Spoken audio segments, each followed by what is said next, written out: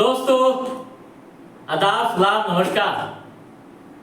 आज के एपिसोड में हम बात करेंगे केंद्रीय मंत्री चिराग पासवान व उनके चाचा पशुपति कुमार पारस के बारे में।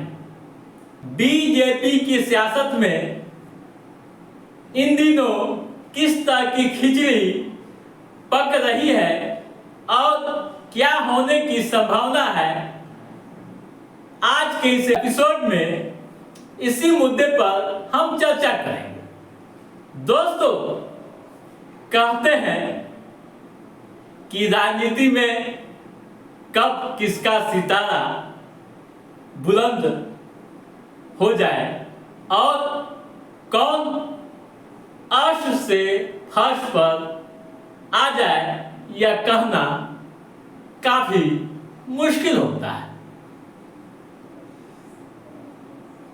बदलते हालात व बदलते राजनीतिक माहौल बहुत कुछ बता दिया है।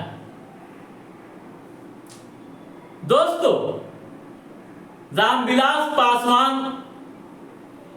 की पार्टी लोजपा उनके निधन के बाद दो भागों में बंट गई थी। 4 सांसदों के साथ एक धारा रामविलास के छोटे भाई पशुपति कुमार पारस के साथ चला गया था, जबकि दूसरा धारा अकेले चिराग पासवान सांसद के रूप में थे। लोकसभा का चुनाव आया 24 का। लोकसभा चुनाव में बीजेपी ने चिराग पासवान पर अधिक भरोसा जताया और सबसे बड़ी बात यह कि उस भरोसे पर चिराग कामयाब हुए। यानी एनडीए ने 5 सीटें चिराग को दी थी और 5 वे जीतने में कामयाब है। चाचा पशुपति कुमार पारस हाशिए पर चले गए, उन्हें कोई सीट नहीं दी। नई सरकार बनी, केंद्र में नए मंत्रिमंडल का गठन हुआ और चिराग पासवान केंद्रीय मंत्री बने। चिराग के मंत्री बनने के बाद बीजेपी की बड़ी उम्मीदें थी, लेकिन केंद्र सरकार की कई नीतियों, कई फैसलों पर जब चिराग ने सवाल उठाया, आपत्तियां दर्ज कराने लगे, तब बीजेपी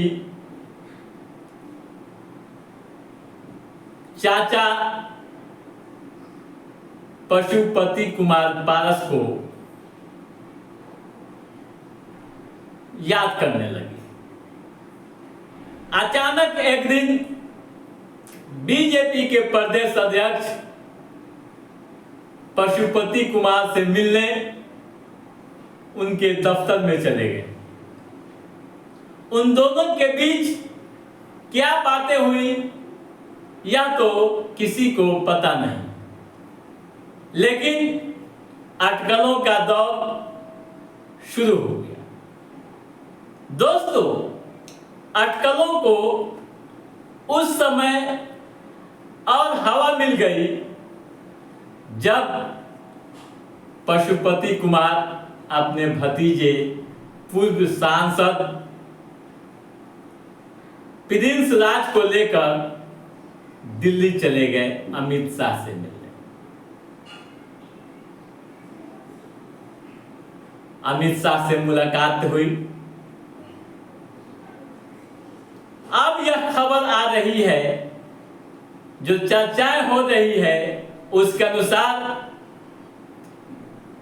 चिराग पासवान का पद कतरने के लिए बीजेपी बड़ी प्लानिंग में।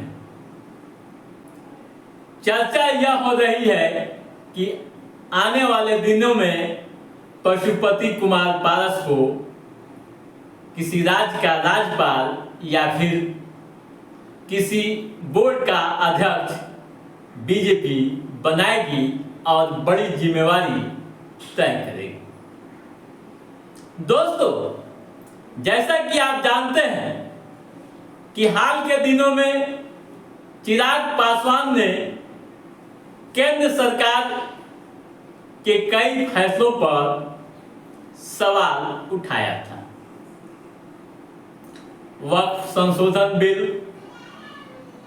SC/ST आरक्षण सहित कई ऐसे मामले आए थे जहां चिराग का रुख बहुत कुछ कह रहा था। चिराग पासवान केंद्र की सरकार में पहले ऐसे मंत्री हैं जिन्होंने वक्फ संशोधन बिल को JCP में भेजने की मांग की थी। उसके बाद से और भी कई मुद्दे आए, कई फैसले सरकार के आए जिसका विरोध, जिस पर सवाल चिराग ने उठाए थे।